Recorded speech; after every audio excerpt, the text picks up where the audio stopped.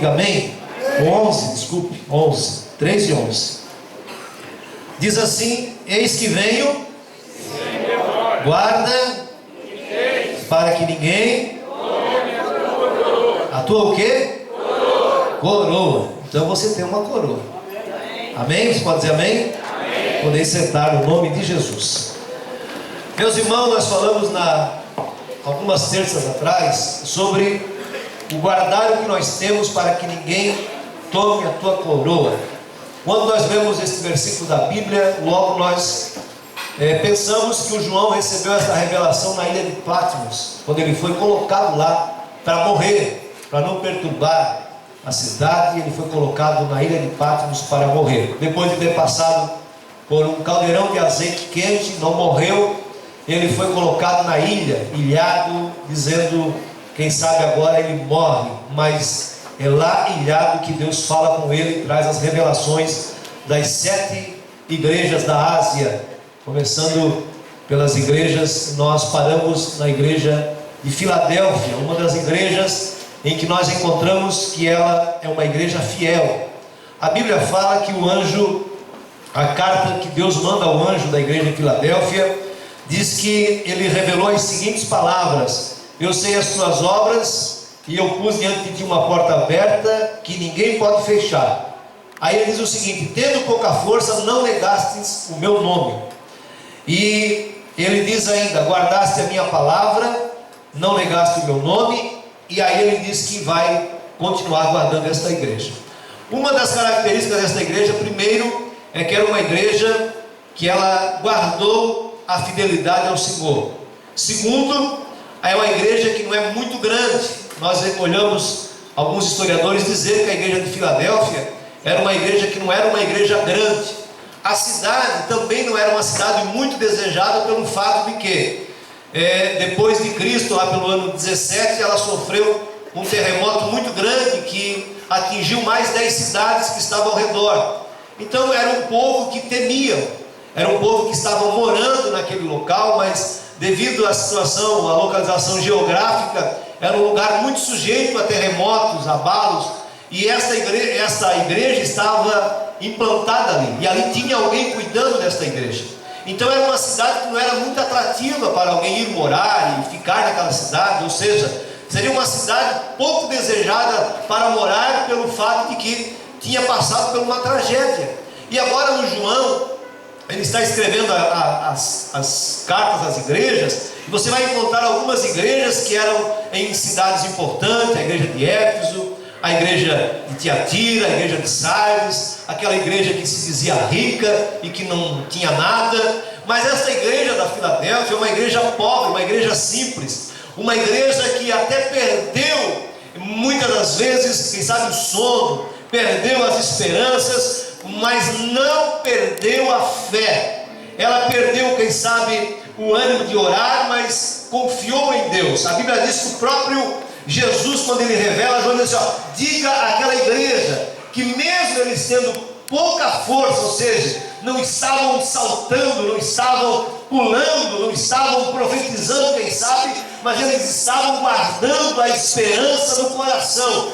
Diga àquela igreja que mesmo eles tendo pouca força, eles não negaram o meu nome. É isso que Deus quer de nós. Às vezes nós não estamos naquele crente 100% cheio da glória de Deus. Às vezes nós estamos tristes, abatidos. Às vezes nós estamos com lutas, com dificuldades. Mas nós jamais podemos esquecer que nós temos de Deus uma coroa guardada para cada um de nós, e que nós jamais deveremos perder a esperança de que um dia iremos tomar posse dessa coroa. Quando nós falamos desta igreja de Filadélfia, nós olhamos que esta igreja é uma igreja que não perdeu a esperança, mesmo não tendo muita força, mas guardou a esperança. É algo que o crente precisa fazer. Mesmo ele estando um pouco fraco espiritualmente, ele tem que crer que ele vai vencer as lutas, as tribulações, e de que ele vai passar pela prova, e do outro lado ele vai cantar o hino da vitória. Isso é algo que nós não podemos perder. Esta igreja também, ela não perdeu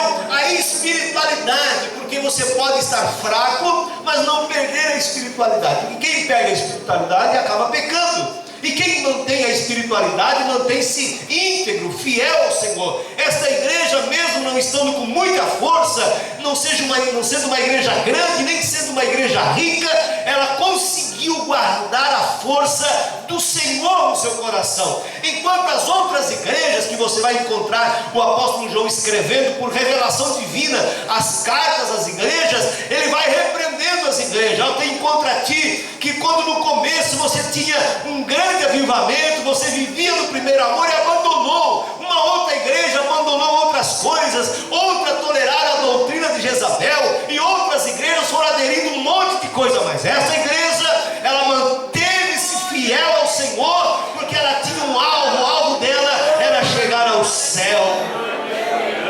Hoje nós estamos olhando ao nosso redor e nós vimos igrejas muito grandes, igrejas ricas, abastadas.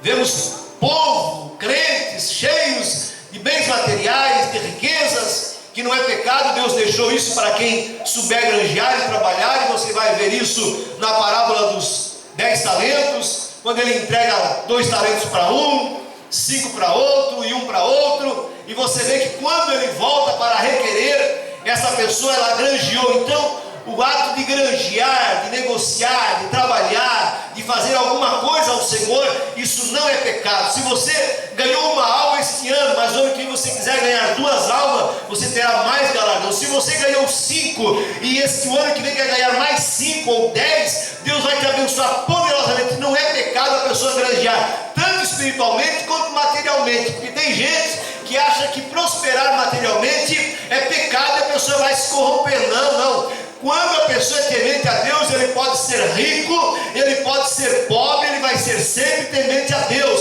O importante é a pessoa não desviar a sua mente do alvo, do foco, que é Jesus. Nós estamos passando aqui nesta terra por um período de tempo, não sabemos quanto tempo vamos ficar aqui. O que interessa para nós é que nesta passagem aqui nesta terra, nós estamos passando para preparar a nossa alma para se encontrar com Deus. E Amós capítulo 4, versículo 12, Deus diz para Israel: prepara-te, ó Israel, para te encontrares com o teu Deus, porque ninguém vai chegar diante de Deus sem estar preparado. Para chegar diante de Deus tem que estar alvo mais que a neve, tem que estar limpo o coração, tem que estar limpa a alma, porque Deus é santo, ontem, Ele é hoje, Ele é eternamente. E nós que vamos morar no céu precisamos manter uma vida de santidade. E esta igreja, ela mantinha a bem-aventurada esperança de um dia receber de Deus a coroa. E o anjo do Senhor que estava ali, ou o pastor, ou o dirigente daquela igreja, recebe esta carta de ânimo. Quantas vezes você está desanimado, dizendo assim: para mim não tem mais jeito, não dá mais, e chega alguém e diz assim: olha, Deus manda eu dizer para você, vai nessa tua força, varão valoroso.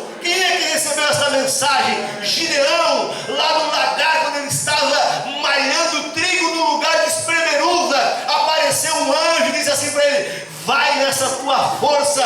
Ele diz assim: mas que força? Não tenho força, estou fugindo dos midianitas, estou malhando trigo no lugar de espremer uva. Como que eu sou um homem forte? Você é forte, inteligente, porque você enganou os midianitas. Aqui não é lugar de malhar trigo, aqui é lugar de espremer uva. Ninguém vai te procurar malhando trigo aqui, mas Deus te deu inteligência. Vai nessa tua força, porque livrará Israel das mãos dos midianitas.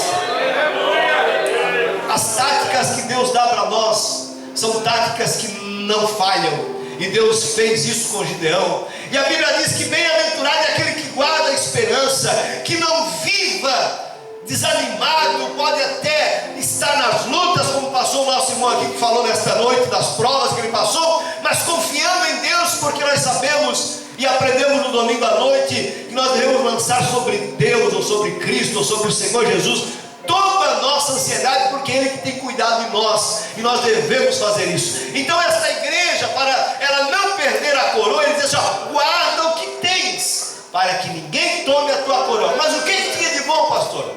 Você pergunta agora, o que essa igreja tinha de bom? Ela não tinha muita força, mas ela também não tolerava a doutrina dos que se diziam que eram, mas não eram.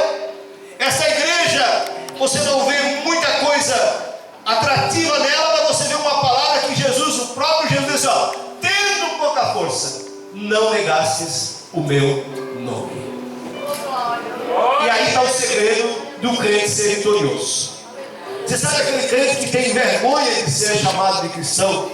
Tem vergonha de ser dito que é evangélico? Porque hoje o evangelho realmente está trazendo muito escândalo, não é? Você olha nas mídias, você até tem vergonha de ser crente, porque crente até o diabo é crente que estremece, mas cristão mesmo é aquele que vai subir no arrebatamento. Aí é a diferença entre ser crente e ser cristão. Aí a Bíblia diz que o que nós vimos de atrativo nessa igreja? Que um anjo vem e diz assim, olha, fica firme para que ninguém tome a tua coroa. Aí ele diz assim, ó, ao que vencer, ele diz no versículo 12, ao que vencer, eu farei coluna no templo do meu Deus, e dele não sairá, e escreverei sobre ele o meu nome, o nome do meu Deus. Então você, eu, nós, temos uma promessa de que se nós ficarmos firmes, por que se nós ficarmos firmes? Porque o diabo, nosso adversário, não poupa ninguém. Ele não está de brincadeira. Ele está investindo muito pesado, através da mídia, através das confusões, através de brigas, para que nós venhamos perder a confiança em Deus, venhamos negar o nome do Senhor Jesus e venhamos perder esta coroa. Sabe por que essa coroa está reservada para nós? Porque essa coroa é para quem vence. O vencedor ganha a coroa, o perdedor não ganha coroa. Qual grupo você está? Se você está no grupo dos vencedores, que quer receber a coroa, levante a sua mão e dê um glória a Deus. Aí você vê, e não é segredo, quando algumas pessoas olham e até o falecido, meu querido amigo, saudosa memória, irmão José de Souza, quando fala em Copa do Mundo, aí a Bíblia fala também em Copa, mas Deus não está na Copa do Mundo, Ele estava na Copa das Amoreiras, porque a Copa das Amoreiras foi um sinal que Deus deu para Davi, porque Davi vinha de muitas vitórias, e o crente, quando ele vem só sendo abençoado, ganhando aqui, ganhando ali, ganhando lá, ele precisa entender que nem sempre ele vai ser um vencedor. Vai ter um momento que Deus vai permitir com que ele passe por alguma prova, alguma dificuldade, porque se você andar só com o vento ao teu favor, você não vai saber o que é dificuldade. Às vezes você ora para pedir paciência para Deus. Como é que Deus vai te dar paciência? Mandando uma tribulação na sua vida. Às vezes você pede para você ter mais alguma experiência com Deus. Como é que Ele vai fazer? Deixando você andar e deitar na rede e cantar um hino deitado numa rede. Não tem experiência alguma. Olha, eu tive uma experiência com o Senhor deitado numa rede. Não, você vai ter uma experiência com o Senhor orando. Você vai ter uma experiência com o Senhor evangelizando. Você vai ter uma experiência com o Senhor pregando a palavra de Deus. Olha o que o Paulo falou aqui nesta noite, de alguém que não queria ouvir falar disso, de religião, mas ele colocou no seu coração de um propósito: eu vou orar, eu vou colocar esse homem debaixo do joelho. Aí se cumpre a palavra de 2 Crônicas 7,14: se o meu povo, que se chama pelo meu nome, orar, colocar as pessoas debaixo dos seus joelhos, Deus ainda salva pecador pela oração. Deus muda coração pela oração. A oração é a chave, a oração é o elo de ligação. Infelizmente nós estamos dentro da igreja, muitas vezes estamos com o celular ligado. É bom porque alguns têm o celular na Bíblia, eu tenho na Bíblia, eu tenho assim para músicas no meu celular, e às vezes eu uso ele para pegar o hino, isso é muito bom. Mas nós não podemos estar aqui na igreja tentando se conectar com o irmão, mandando um torpedo para a moça, para o moço, dizendo: eu quero conversar contigo, manda uma mensagem, oi bem, oi cheirinho, depois nós conversamos embaixo. Não, aqui você desliga e te liga com Deus, adore ao Senhor, peça a Deus para que te use, peça a Deus para que derrame o poder, porque se você tentar conectar, procura ali um link dizendo assim: ó, eu quero falar com o céu. Você não acha? Não existe um link para falar com o céu. Existe um WhatsApp que eu falo com o Luciano, falo com a Beth, falo com o Jack, falo com o André, falo com qualquer pessoa, mas com Jesus eu não consigo falar pelo WhatsApp. Eu consigo falar com Jesus através do 33:3 de Jeremias: clama a mim e responder-te-ei e anunciar-te-ei coisas grandes e firmes que tu não sabes. E se é uma coisa que a igreja não está sabendo, é que ela tem uma coroa. Você sabia que você tem uma coroa? Quantos sabiam que tem uma coroa para receber? Tem? Então cuide. que ninguém roube essa coroa. Como que eles vão me roubar essa coroa, pastor? Eles podem roubar. Diz uma certa lenda, ou verídico, quem sabe, que um atleta começou a correr, e ele está correndo e vencendo a corrida, e alguém começou a lançar algumas coisas nele, para tirar dele o quê? O foco. Às vezes você está orando, jejuando, está a 1000 por hora com Deus, mas alguém está jogando pedra em você, para tirar o foco, para você enfraquecer. Essa pessoa, ela era alvejada por algumas coisas, mas ela fitou seus olhos ao alvo, atravessar a fita, porque depois de eu atravessar aquele lugar, eu vou ser o campeão. A Bíblia diz assim, a Bíblia fala em campeão? Fala. A Bíblia diz que aqueles que vencem as tribulações aqui nesta terra, eles são recebidos no céu como campeões, como verdadeiros guerreiros que combateram um bom combate, acabou a carreira, guardou a fé e está esperando a coroa de justiça. Aqui fala da coroa de justiça. Que coroa é essa? Quando fala de uma coroa, nós logo imaginamos quando alguém faz aquele cenário de uma apresentação, de uma coreografia, colocam alguém aqui vestido de rei, pega aquela coroa, aquele papel brilhante que parece ouro, e coloca aquela coroa na cabeça, e aí a gente pensa assim, aquela coroa ali é tudo. Não, a coroa que Deus tem preparado para nós, além de ser uma coroa, é algo de justiça, que Ele vai retribuir a cada um segundo tudo que tiver feito, em nome do Senhor Jesus, o que fez para Ele. Não vai ser apenas uma coroa sem nada, vai ser uma coroa recheada. Uns vão receber uma coroa recheada pelo que trabalharam, pastor, mas ninguém viu. Meu pai não viu, o pastor, o presidente não viu, o obreiro não viu, a dirigente não viu, mas eu orava de madrugada, Deus está recheando a tua coroa é justa, é fiel, Ele vai entregar para você e você vai receber, e você pode dizer assim, ó, mas o cara que pregava, o cara que cantava, o cara que virava multidões, recebeu uma coroa mais murcha, e eu recebi uma coroa recheada. A Bíblia diz que naquele dia vai ser algo extraordinário. Tem pessoas que passam por congresso e dizem assim, olha, hoje eu ganhei 100 almas para Jesus. Ele apenas fez o convite porque tinha 100 pessoas de joelhos orando para que aquelas almas viessem para Jesus. Ele apenas foi o canal daquela noite, mas alguém já pagou o preço na oração. Eu nunca ousei dizer, olha, nesta noite quando eu preguei, eu ganhei 2 almas porque eu não ganhei nada para Jesus. Quem ganhou as almas foi Ele, e eu prego no nome dEle, e a salvação vem por intermédio dEle, a cura vem por intermédio dEle, o avivamento vem por intermédio dEle. Se você quiser receber essa noite, é um culto de ensino, mas você pode receber o avivamento de Deus na sua vida. Você tem uma coroa de justiça guardada para você. Escute. E agora, pastor, como é que nós podemos tomar posse desta coroa? Ficando firmes. Mas eu estou fraco, mas mantenha-se firme. Glória a Deus. Não negue o nome do Senhor. Não abandone a confiança que Deus colocou. Glória a Deus. Você tem que ficar firme. Hebreus capítulo 10, versículo 35 diz assim, ó, rejeiteis, pois, a vossa confiança, ou reteis, pois, a vossa confiança, que aquele que vencer terá um grande galardão. Uma outra palavra em Filipenses 3 diz assim, ó, mas a nossa cidade está nos céus, onde também esperamos o Salvador, o nosso Senhor. Tem gente que pensa que vai viver eternamente aqui. Não, a cada dia que passa nós estamos mais perto do fim da nossa vida, e a nossa cidade não é aqui. Aqui nós apenas estamos passando como peregrinos e forasteiros. Nós vamos morar no céu, nós vamos morar com Cristo, nós vamos morar com Deus. Aqui é apenas uma passagem. Nós vamos morar no céu, nós vamos morar com Deus, nós vamos morar no céu, nós vamos morar com Deus. Aleluia. Pastor, eu queria morar no Alasca, eu queria morar em Nova York, eu queria conhecer Israel. Isso é apenas coisas terrenas. Nós vamos morar no céu.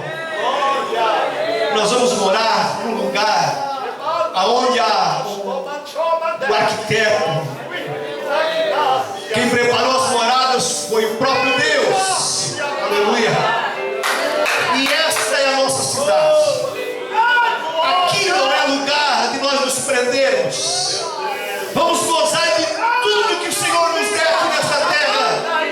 mas não esquecer que nós somos cidadãos do céu.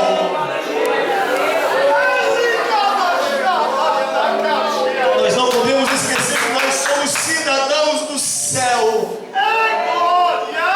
E que nós estamos andando nesta terra como embaixadores de Deus. E que Ele vem com muito carinho nesta noite dizer: guarda o que tens. Guarda a tua fé. Guarda a tua vida. Pastor, mas hoje está tão difícil. Mas quem quiser ser fiel, consegue ser fiel. Quem quiser ser fiel, consegue ser fiel. Não, pastor, não dá. Dá para ser fiel. Dá para ser crente ainda de rachar. Crente do tutano ainda. Dá para ser crente de falar em mistério, de entregar profecia. É só se conectar com Ele.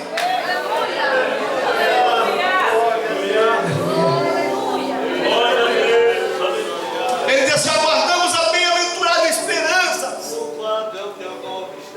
Será que nós ainda estamos esperando o Senhor? Ou não? Aleluia! Nós temos que esperar. Você vai. Tão difícil esperar. Eu falei esses dias aqui que na outra vez que eu preguei essa primeira parte dessa mensagem, eu falei das pessoas que esperaram ali no Progresso, em tantos outros lugares, quando esperaram para receber a chave de um apartamento. Outros ficam ansiosos. O meu filho estava ansioso, Samuel, para chegar ontem, a 1h da tarde, para chegar na escola, para ver a novidade, a ansiedade de chegar na escola. E será que nós ainda temos essa ansiedade? Nós ainda ficamos tão ansiosos pelo que vamos comprar, pela roupa, pela casa, pelo carro. Nós também devemos entender que nós devemos estar ansiosos e esperançosos para chegar no céu. Chegar no céu vai ser algo tão glorioso, vai ser algo tão bom chegar no céu, porque a Bíblia diz que ali não haverá velhos, ali não haverá enterros. Quantos querem morar numa cidade como essa hoje, né? Uma cidade que não tem guerra, uma cidade onde o ladrão não mina, uma cidade onde você não vê cemitério, onde você não vê ninguém falando mal de ninguém, onde você não vê ninguém logrando ninguém, onde você vê só pessoas fiéis. Que coisa linda morar no céu, rodeado de anjos, de querubins, de serafins, rodeado pela Shekinah de Deus e pelos aqueles crentes que foram fiéis, estar ao lado de Abraão, de Isaac, de Jacó. Aleluia. Estar na mesma galeria que eles estão para receber a coroa do justo juiz, a coroa daquele homem que veio à terra e não veio fazer um cenário de um filme baseado-se num filme de Mel Gibson, deve ser isso, né? Da paixão de Cristo, que tem pessoas que não conseguem assistir pelo fato que eles fazem uma coisa tão real, mas não chega nem aos pés do que Cristo passou, porque aquele ator não sente o peso dos pecados, e Cristo sentiu o peso dos nossos pecados, mas Ele vai ser o juiz, e eu creio que Ele estará com um anjo ao seu lado, trazendo as coroas, entregando aqueles que guardaram para não perder a coroa, guardaram a integridade, guardaram o caráter, guardaram o bom testemunho, não fizeram escândalos, homens e mulheres, que o mundo não era digno de que nós habitássemos aqui, porque esse mundo não é digno de crente habitar, irmão. Não é. Nós merecemos ter uma cidade separada, porque você olha para a esquerda é nudismo, olha para a direita é nudismo, olha para frente é pecado, olha para trás é um rastro de destruição. E nós estamos no meio disso. Filadélfia estava na mesma situação. Tinha passado um terremoto, destruiu as cidades, foi apelidada a cidade das cinzas. Mas eles cultivaram a cidade, eles começaram a plantar uvas, Infelizmente eles plantavam uvas e ofereciam a um Deus chamado Dionísio. Eles colhiam as uvas, faziam os vinhos e oferecia a esse Deus. E quando o Senhor escreve a carta, ele diz: ao único, ao verdadeiro.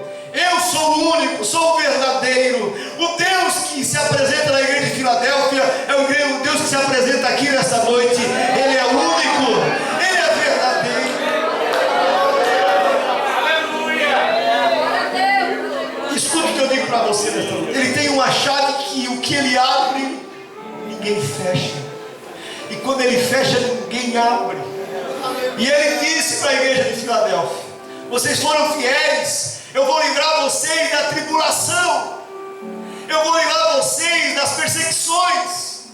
Quem sabe eles estavam preocupados pelos terremotos que poderiam acontecer, mas Deus diz assim: eu vou livrar vocês disso, porque vocês foram fiéis.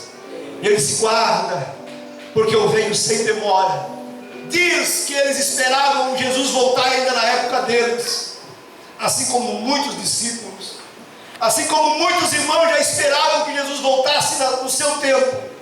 Mas se Jesus tivesse voltado há 29 anos atrás, eu não seria alcançado. Quantos têm um ano de fé? Levante a mão. Quantos têm um ano de fé? 2 anos de fé. Alguém levante a mão quem tem. 3 anos de fé. Aí. 4 anos, levante a mão. 5, 6, 7, 8, 9, 10, 15, 20, 25, 30. Olha aí, se Jesus tivesse vindo, você não era salvo. Aí ele disse: por que Jesus não vem? Porque ele ainda precisa salvar muitas pessoas. Pastor, então Jesus está engessado em salvar tantas pessoas como alguém pregou que precisaria que esse evangelho fosse pregado aos 4 cantos da terra para vir arrebatamento? Não fique sentado no sofá dizendo assim: ainda tem uma janela 10 por 40, ainda tem mais outra janela que se abriu agora, que no evangelho entrou, e Jesus não vai voltar enquanto não for pregado esse evangelho. Não, Senhor, Jesus não está preso em vir buscar a sua igreja com este evangelho. O evangelho que será pregado em todo o mundo para depois vir o fim será o evangelho do reino. Não é esse evangelho da graça. Esse evangelho da graça, a qualquer hora a porta da graça vai se fechar. Essa porta da graça que está aberta hoje, dizendo: vinde, vinde, vinde, vinde, chamando os pecadores, chamando os crentes ao arrependimento. Porque tem gente que diz: olha, eu já estou na igreja, mas eu preciso de arrependimento todo dia.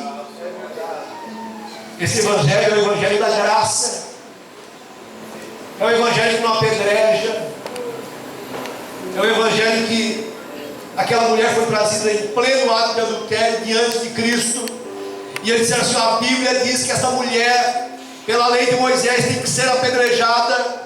Jesus olha para quem trouxe ela e diz assim: quem de vós não tem pecado, seja o primeiro a tirar a pedra nesta mulher. E ninguém, examinando a sua consciência, se você, se eu, se nós que aqui estamos nesta noite, examinarmos as nossas consciências, nós jamais falaríamos mal de ninguém, porque todos nós somos falhos e pecadores. Na carta que Paulo escreve para a igreja em Coríntios, ele diz assim: porque se nós examinássemos a nós mesmos, não seríamos julgados pelos outros. Mas quando nós não nos examinamos, nós temos que ser julgados pelos outros. Nós precisamos entender que nós estamos com a Bíblia embaixo do nosso braço. Isso aqui é um espelho para a vida do crente. Quantos passaram na frente do espelho hoje? Levante a mão. Por que você não levantou? Quantos passaram? Você passou na frente do espelho para quê, irmão? Ver se estava bom o cabelo, ver se a gravata estava torta, se não estava. O Jack passou na frente do cabelo, do espelho, para ver se o cabelo estava para o lado direito ou para o lado esquerdo. Aí ele olhou, viu que estava certinho, veio. Todos nós passamos diante do espelho para ver como é que nós estamos. Mas você sai da frente do espelho. Aí quando você sai da frente do espelho, você esquece que você é feio, você esquece que você é gordo, você esquece que você é magro demais, você se acha o cara. Mas quando você vai dentro do espelho, seu pai, mas eu não sou tudo daqui. É assim. Ninguém lembra da própria fisionomia. Eu consigo ver o Jader, mas não consegue me ver. Ele sabe como eu sou, eu consigo ver ele, mas ele não lembra da fisionomia dele. Só pode chegar diante do espelho. E como é que você vai enxergar a sua vida espiritual? É diante de um espelho? Não. É diante da palavra de Deus. Ela é um espelho para a nossa alma. Ela endireita a nossa vida. Eu gostei de uma frase que o pastor Edson falou aqui no domingo à noite. Ela não é a rede, mas é uma fonte de descanso. A Bíblia traz sossego para a nossa alma. E quando o anjo da igreja de Filadélfia recebeu essa mensagem: guarda o que tens. Eu creio que ele assumiu o culto dizendo assim: olha, eu recebi uma carta, eu vou ler essa carta. E ele lê essa carta na íntegra, ele diz assim: olha o que Deus mandou para nós. Ele diz assim, ó, ao anjo da igreja. Ele leu a carta da igreja que está em Filadélfia. Isto escreve aquele que é o que? Santo. Ele escreveu: aquele que é santo e verdadeiro, o que tem a chave. Olha só que mensagem gloriosa. O que tem a chave, e quando ele fecha ninguém abre, quando ele abre ninguém fecha. Ele diz assim: ó, vocês tendo pouca força. Ele leu a carta. Imagine como a igreja se sentiu. Ele lendo essa carta, tendo pouca força. Vocês guardaram a minha palavra e não negaram o meu nome. Aí ele diz assim: olha, eis que eu farei os que são da sinagoga de Satanás, os que se dizem judeus e não são, mas mentem. Eis que eu farei que eles venham e adorem prostrado aos teus pés. Ou seja, dessa igreja, porque essa igreja era uma igreja fiel. Ele disse: eu vou converter essa gente, eu vou mudar o rumo dessa gente. O que falta para nós ganharmos mais almas? Nós sermos mais crentes, mais fiéis, mais tementes a Deus, dar mais bom testemunho, e as almas vão se converter. Ele leu a carta e disse: ó, como guardaste a palavra da minha paciência, também eu te guardarei na hora da tentação que há de vir sobre todo mundo. Nós estamos guardados da tentação do mundo. Nós estamos guardados, nós estamos inseridos nessa igreja de Filadélfia. Nós estamos guardados da tentação do mundo. Se o Senhor não tivesse nos guardado da tentação, nós não estaríamos aqui. Ele leu a carta, disse: ó, como guardaste a minha palavra, eu também te guardarei na hora da tentação que há de vir sobre todo mundo, dos que habitam na terra. Aí ele disse: ó, eu venho sem demora. E quando ele disse que eu venho sem demora, guarda o que tens, para que ninguém tome a tua coroa. Eu creio que aquela igreja deu um brado de glória. Você pode fazer isso nesta noite? Deu um brado de glória. Eis que eu venho sem demora. Guarda o que tens. Aí ele encerra a carta dizendo assim: quem tem ouvidos, ouça o que o Espírito diz às igrejas. E quando ele fala às igrejas, ele não ficou limitado apenas na igreja de Filadélfia. Ele se estendeu até a cidade mineira. Ele se estendeu até Criciúma. Ele se estendeu até você que está aqui nesta noite. Você tem uma coroa e você não pode perder essa coroa. Aleluia. Você não pode perder essa coroa, porque é uma coroa maravilhosa, que será insubstituível. Eu quero orar nesta noite pela sua vida. Uma das coisas que essa igreja tinha, pastor, duas coisas que eles precisavam vencer: a pouca força, que eles tinham a falta de força, mas eles tinham que vencer. E uma segunda que eles precisavam vencer é que eles deveriam continuar sendo fiel. Isso é o segredo de tudo: ser fiel até o fim. Aí tem menino do Wagner Roberto que diz assim: eu quero ser fiel, Senhor. Fiel no meu andar, fiel no meu vestir, fiel no contribuir, fiel no falar. Fiel, ele vai falando uma lista de fiel. Eu quero ser fiel, eu quero ser fiel. E às vezes a gente canta esse hino e apenas canta: eu quero ser, mas nunca é.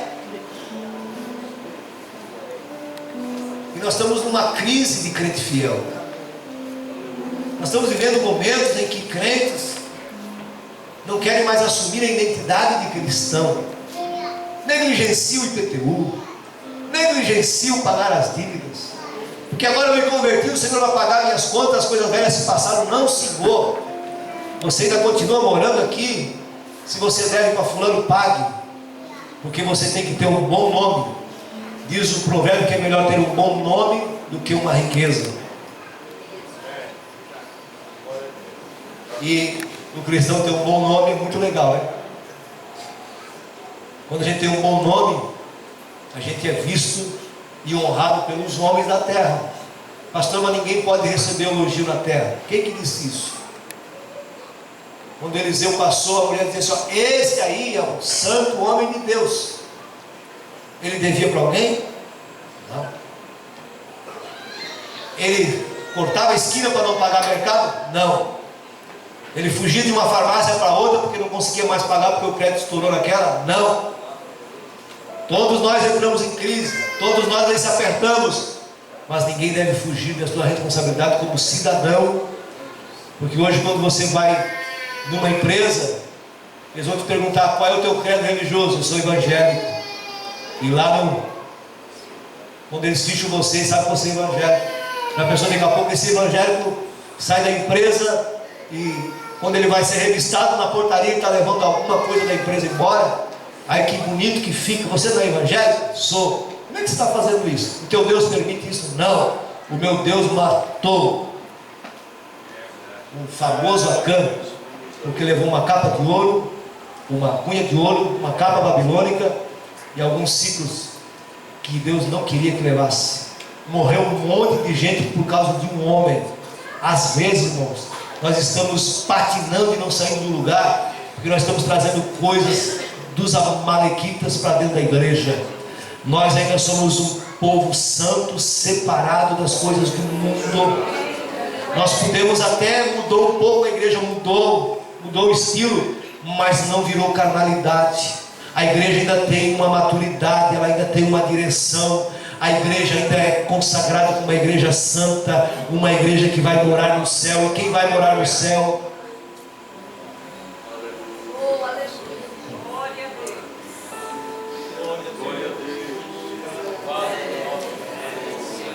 Quem vai morar no céu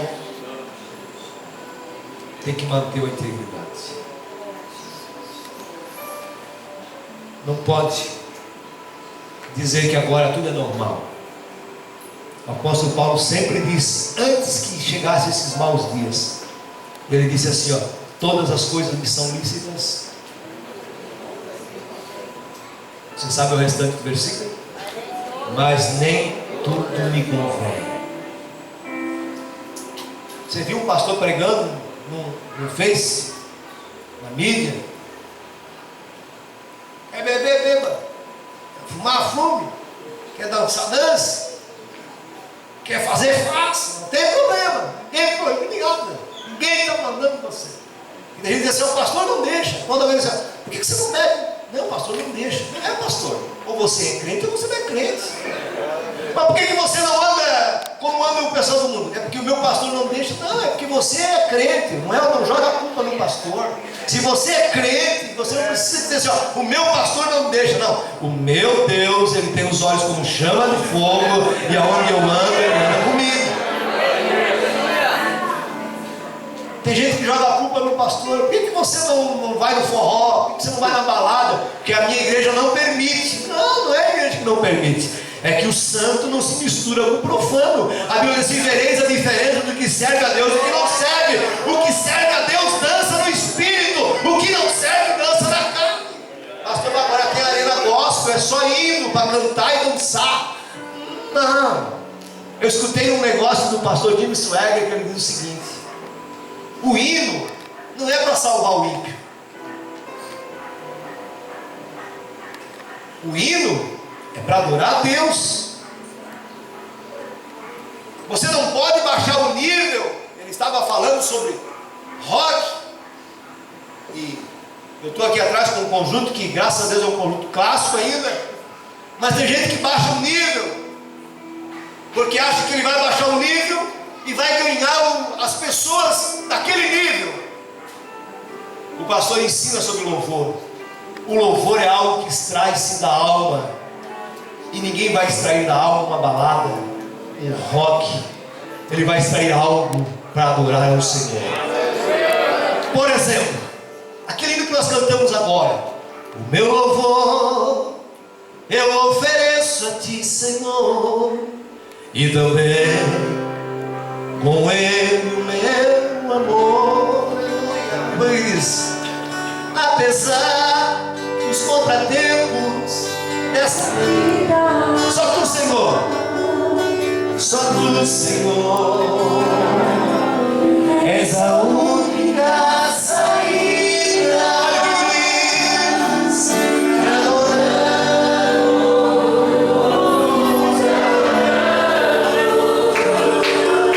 Te adoramos para sempre, ó Senhor. Olha o que diz, ó. Nossas vidas te entregamos, nossos olhos glorificam ao Deus de amor. Por Deus mais Deus, eu não sou.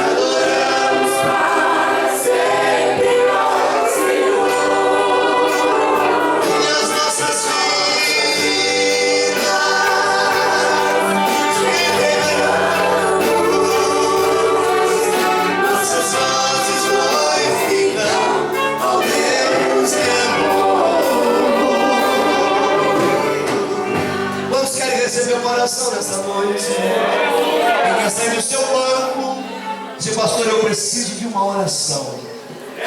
Aleluia, eu quero orar por você. Glória. Talvez você precise de uma oração, esteja passando por uma prova, está com pouca força, mas você não negou, você tem a coroa para receber. Eu quero convidar a irmã Rosane Mafioleta, que está de aniversário, ela vai estar aqui na frente, nós vamos orar por ela também. E também os dizimistas, e também os irmãos que contribuem com a missão, com a Bet Shalom, com a ABC. Venha quem quer uma oração. Quero pedir aos obreiros, com muito respeito, que desçam, impõem as mãos sobre aqueles que estão vindo à frente. Deus pode curar você nesta noite. Eu creio que Deus pode curar você nesta noite. Ele pode curar você nesta noite. Aleluia. Aleluia. Venha para frente. Venha para frente. Vem mais perto. Se tem alguém para Jesus também, se manifeste. Enquanto eu e o Jeff vão cantando. Aleluia. Depois nós vamos adorando o Senhor. Vamos orar. Senhor nosso Deus, na tua presença nós estamos. Está aqui os teus servos. Está aqui o teu servo pastor Francisco, louvando o Senhor. Estende as tuas mãos, abençoa. Derrama da tua graça sobre a vida do teu filho, a tua igreja que veio à frente, os irmãos que dizimaram, a nossa irmã Rosane que completa mais uma data natalícia. Estende as suas mãos sobre a vida dela, abençoa, renova suas forças, a tua igreja que está aqui nessa noite. Senhor, nós oramos, pedimos a tua bênção. Aleluia. Pode soltar lá, meu irmão. Adore o Senhor, adore o Senhor, adore o Senhor, adore o Senhor.